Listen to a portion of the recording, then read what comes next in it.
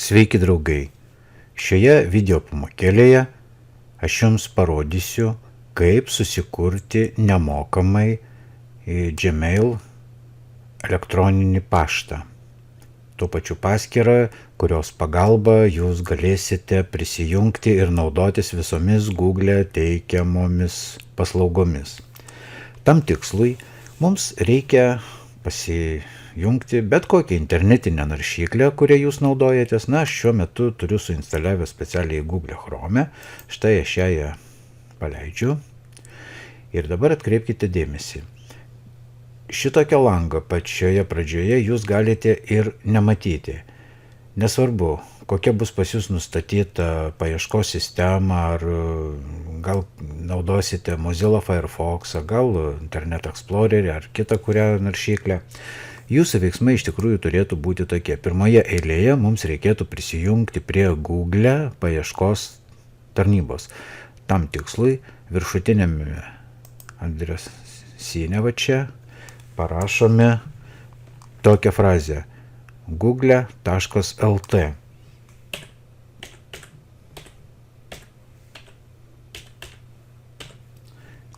Ir paspaudžiame Enter klavišą. Va, ir mes dabar perėjome į Google'ės paieškos sistemą. Tai va, dabar sekantis etapas būtų registruotis. Paspaudžiame žodelį šitą registruotis arba Gmail. Paspauskime registruotis su kairiuoju pelės mygtuku. Ir štai čia mes atėjome vėl į tą patį langą, kurį matėte pačioje pradžioje. Na ir dabar, ką mums reikia čia padaryti? Pakol kas, kol mes neturime savo elektroninio pašto, tai čia įvesti mes ir neturime ką iš tikrųjų. Mums reikia sukurti paskyrą. O čia paskaitykite, ką jie rašo. Viena paskyra, visos Google paslaugos.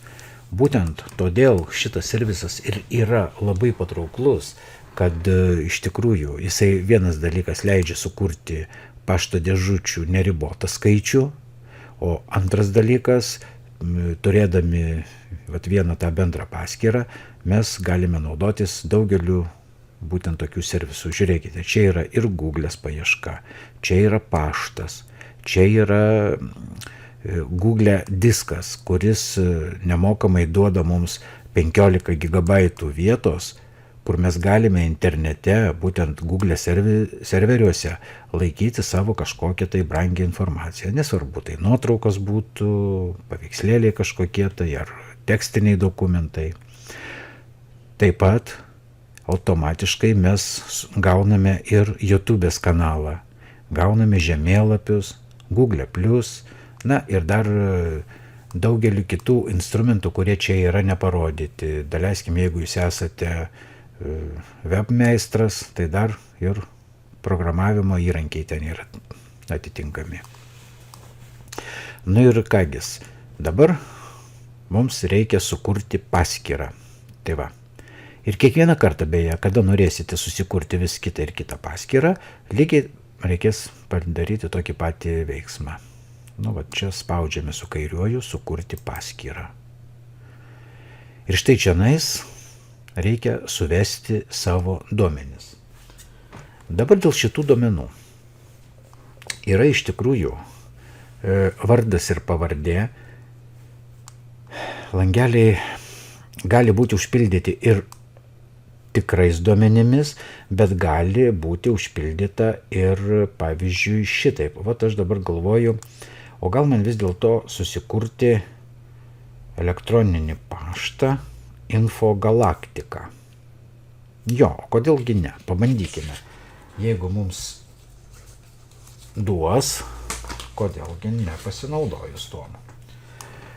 Štai čia ir pradedu rašyti. Vietoj vardo rašau info pavardė.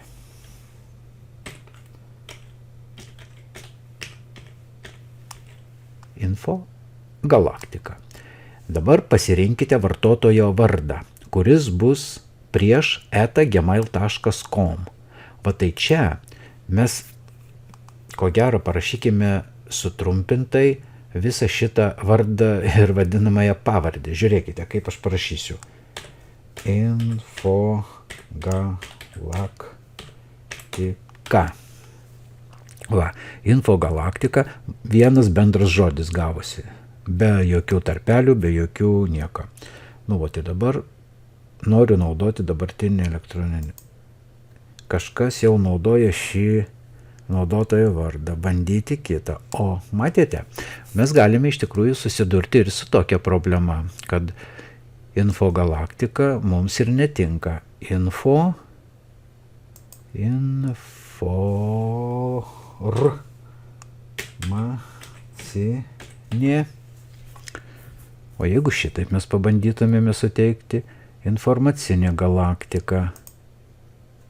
Va, kaip matote, raudono teksto nėra. Informacinė galaktika. Nu gerai.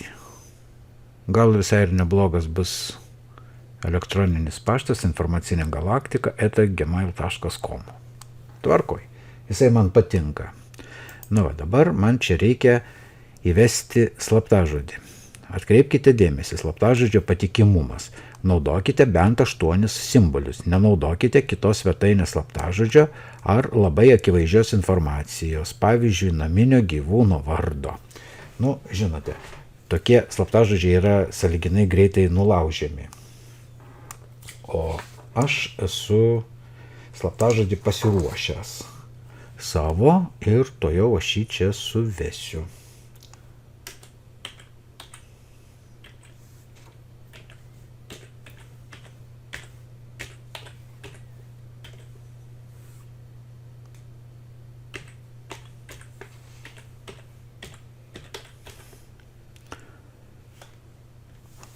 Nu va. Ir čia sutikrinimui mūsų prašo dar kartelį patvirtinti tą patį slaptažodį. Nu, aš jį dar sykį įvesiu.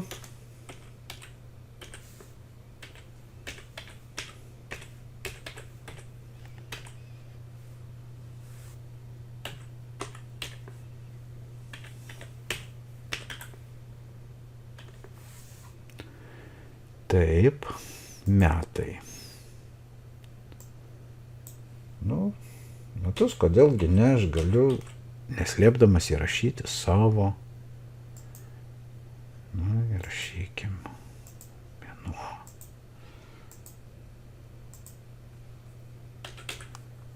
Taip. Aš esu vyras, o čia išskleidžiame sąrašėlį ant tų dantukų. Moteris, vyras, kita. Nu, geras, ane? Liktai čia kažkas būtų ono. Vyras. Mobilus telefonas. O dabar su mobiliu telefonu aš galėčiau ir pakibti. Nes aš esu registravęs ir nežinau, ar mane praleis. Na, to jau pažiūrėkim.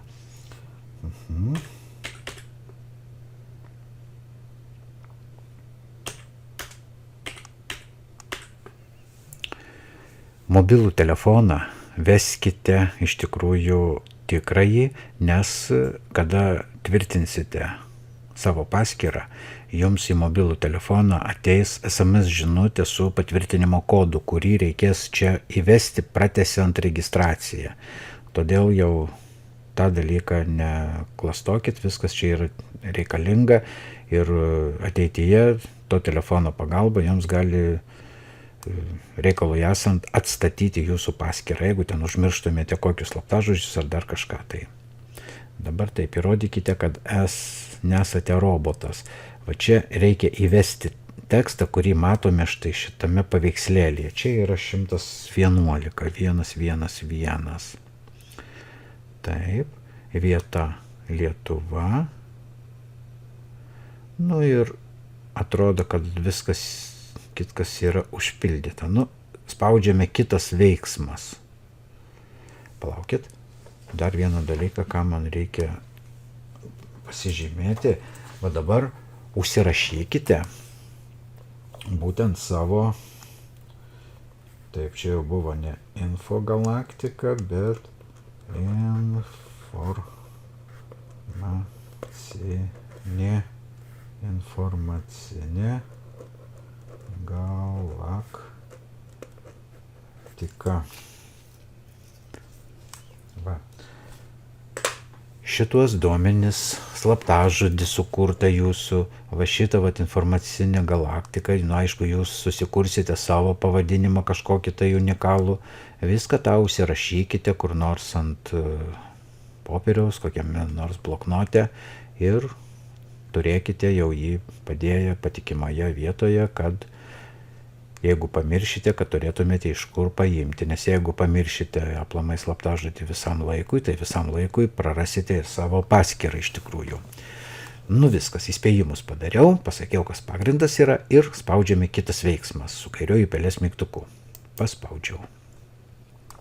Dabar žiūrėkite, čia yra privatumas ir sąlygos, va čia dešiniai pusėje toksai yra pratraukimo įrankis, čia mes viską pratraukiame iki galo, tada parodėme, kad mes perskaitėme visas sąlygas ir tapo aktyvus žodelis sutinku. Ir mes čia turime paspausti su kairiuoju, kad mes sutinkame su viskuo. Ir kągis, jūsų naujas elektroninio pašto adresas yra informacinėgalaktika@gmail.com.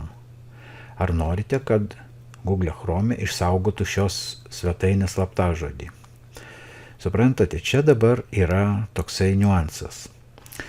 Dėl to slaptažodžių išsaugojimo, ar leisti naršyklėms saugoti slaptažodžius ar neleisti, priklauso nuo daugelio faktorių. Jeigu jūs esate vienvaldis kompiuterio naudotojas ir prie jūsų kompiuterio iš tikrųjų niekas ten neprieina be jūsų žinios, tuomet yra prasmės išsaugoti, kad kiekvieną kartą ten prisijunginėjant nereikėtų tų slaptažodžių ilgų iš kažkur tai žiūrėti iš popierėlio ir juos įvedinėti, jeigu jūs jį neprisiminsite atmintinai. O jeigu yra, leiskim, šeimos nariai tenais taip pat naudojasi jūsų kompiuteriu, tuomet, aišku, išsaugoti kaip ir nereikėtų. Čia tada spaudžiame ne. Aš kadangi savo kompiuteriu naudojusi vienas, tai aš čia paspausiu, kad išsaugoti slaptažodį. Ir dabar žiūrėkite, čia jau būtent ir yra, kad išsisaugota ir jeigu aš čia paspausiu, mano paskyra, prisijungti prie Google Plus dar yra, ir viskas. Mano paskyra dar sėki pasitikrinam, valdykite ir apsaugokite paskyrą vienoje vietoje. Jūs turite savo paskyrą susikūrę ir nuo šiol jūs esate vienvaldis savo elektroninio pašto naudotojas. Dabar pažiūrėkite, kaip viskas tas atrodys natūroje. Tarkim, po šitos registracijos mes vėl galim pereiti į Google'ės paiešką. Google. Ir dabar žiūrėkite. Dabar registruotis. Ir šiuo atveju, info galaktika vardas ir būtent elektroninio pašto adresas yra informacinėgalaktika@gmail.com. Dabar belieka mums įvesti slaptažodį, kurį aš to jau ir įvesiu. Bus taip.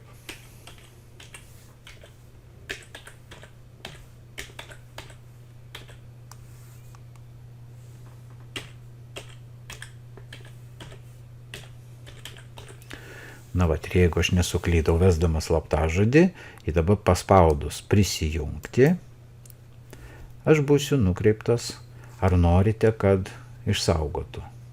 Gerai, išsaugoti slaptažodį ir lyg tai dabar viskas yra prijungta. Čia yra dar nauja naršyklė, slapukai, gerai, sutinkame su slapukais, reikia. Tai dabar paspaudus čia Gmail, būnant jau paieškos sistemoje Google, mes atsiduriame savo pašto dėžutėje. Sveiki, info, tai Gmail. Čia yra pirminis pasveikinimas, kadangi čia mes pirmą kartą dabar prisijungėme, susikūrėme šitą paštą. Nu ir čia, jeigu norite dar pažiūrėti, čia spauskite kitas. Čia tokia reklama praeis, va, jums papasakos, ką nustatyti, kaip ką pasidaryti, nu, bet aš išjungsiu tiesiog. Ir štai čia Gmail komanda atsiuntė mums iš karto 3 laiškus. Nu, čia tiesiog pasveikinimas, kad mes susikūrėme paskyras ir taip toliau. Gautieji. Norint jį paskaityti, tiesiog vat, spaudžiame ant tos eilutės, vat, ir gauname laiško turinį. Paskaitėme, viskas. Jeigu čia vat, grįžti atgal į laiškų sąrašą, spaudžiame kitą. Matot, perskaitytas laiškas tampa jau toksai mažiau ryškus. Neperskaitytas, jis yra pariebintų šriftų parašytas. Dar sykį spaudžiam kitą. Nu, va, čia visi patarimai yra. Dar sykį grįžtam atgal ir čia. Na va. Dabar atkreipkite dėmesį. Ką aš rekomenduočiau pasidaryti kiekvienam vartotojui, kas vat yra susijęta būtent su tų elektroninių paštų dėžutėmis. Kiek aš jų rekomenduoju turėti kiekvienam vartotojui? Nu, realiai reikia turėti bent 2 paskyras, 2 dėžutes. Viena iš jų bus jūsų asmeninė, kur galėsite duoti savo tą adresą draugams, giminaičiams, viską, būtent tik tai tam tikslui, kad vykdyti asmeninį susirašinėjimą. O dar viena dėžutė mes susikūrėme būtent tik tam tikslui, kad galėtumėme visur, visuose servisuose registruotis. Nes, kaip suprantate, dabar bet kokia tarnyba, bet koks portalas, Facebookai, visokie ten draugas LT, ten visas kitokias pažinčių svetainės, visi kiti portalai, jie registracijos metu reikalauja įvesti iš vartotojo veikiantį elektroninį paštą.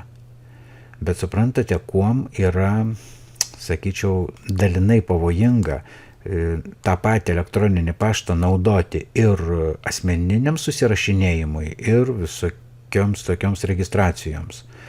O tom, kad internete siautėja vadinamieji paieškos robotai. Ir jie iš visų svetainių, iš visų formų išgauda tuos elektroninius paštus ir paskui į tuos paštus siunčia spamą. Na, kitaip tariant, nepageidautiną korespondenciją. Tai va, kad jūsų pašto dėžutė nebūtų taip maksimaliai prikrauta, todėl savo asmeninę būtų geriausiai atskirti ir ją niekur kitur nešviesti, o tik tai naudoti būtent savo rate. Tai va, tikriausiai paaiškinau, dėl ko geriausiai turėti yra vis dėlto 2 dėžutės. Nu ir kągi, mielieji, viskas. Štai nuo šito momento jūs jau esate elektroninio pašto savininkas. Geriausiai galima sakyti Google'ės sistemoje. Tai va, ačiū uždėmesį, o paskui kitoje pamokėlėje mes pratęsime, aš parodysiu, kaip jau galima bus prisijungti prie kitų servisų. O daleiskim, susikūrėte pašto dėžutę, vadinasi, automatiškai jūs jau gavote ir YouTube'ės kanalą.